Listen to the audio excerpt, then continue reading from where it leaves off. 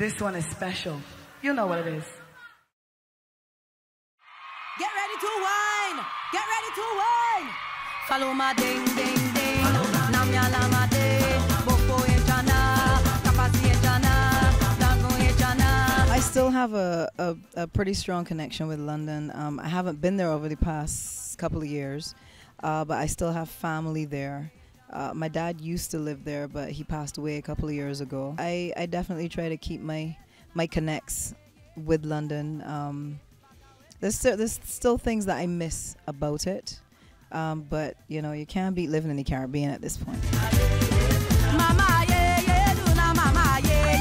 We have a great family unit and great support, so that really works and helps me to be able that when I go on the road that I can focus and I can do my job to the best of my ability, knowing that my daughter is well taken care of. She's with her dad, she's happy. You know, we talk to one another just about every day. I entered a local talent competition here in Barbados called the Richest Out Teen Talent Competition, and I went all the way to the finals. Anderson Armstrong, who at the time was young blood, a Calypsonian. He was one of the younger Calypsonians. He was the one that actually entered me into the competition because I was too shy to do so myself. He helped me choose my songs. We got all the way to finals and I placed third. And from that, Andy then approached me and said, well, me and some guys have this band called Square One and we're looking for a female vocalist. Would you like to sing with the band? And of course, you know, I jumped at the opportunity because I always wanted to sing. And, you know, I guess the rest, as they say, is history. Yes, as a female, you're under more scrutiny. It may be a little bit easier now because there are more females. When I first came onto the scene, there were very few females who were really making serious waves. I think I was probably the first female soca artist to really come out and be frontlining and having hits and, you know, doing all the rest of it. I guess it was through my influence then that other young women came into the fray and, you know, came to the forefront and are doing their thing.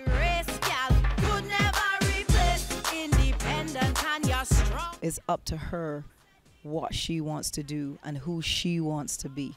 She is an individual. She's my child, but she is an individual.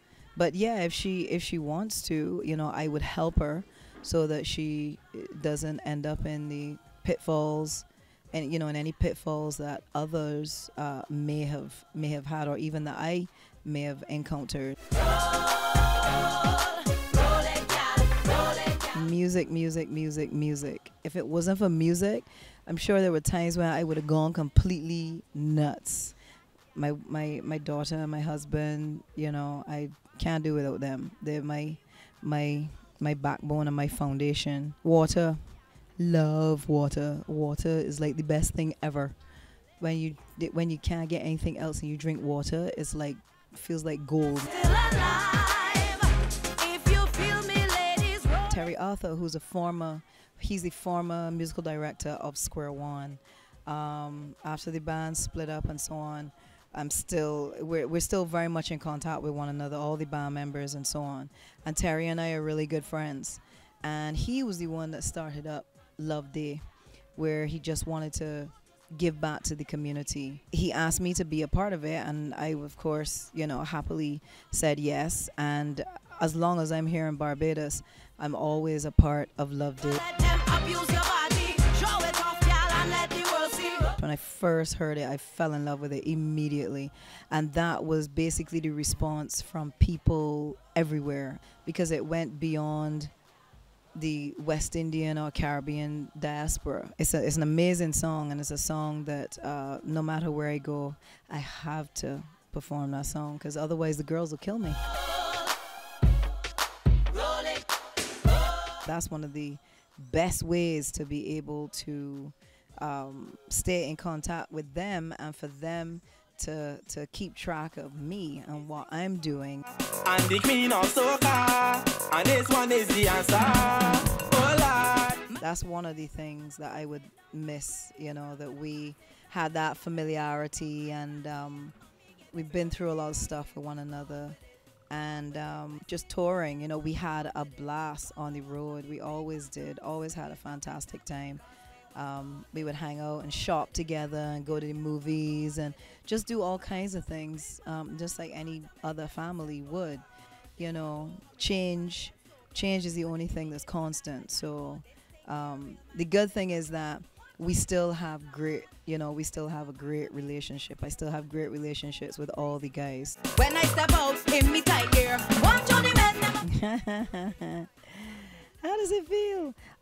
It's actually it's a very good feeling, especially because it was given to me by the fans to begin with, just because of what they were seeing and what I was doing and accomplishing and trying to remain as consistent as possible. And it was just a name that developed, and I do my best to live up to that title that you, the fans, so graciously gave me and still give me up until today, and I'm very thankful for that. I got to a point where I was getting tired. I loved my locks when I had them, and then one day I just felt like I need a change. I need a change, a drastic change, not just change the color, or I needed a change.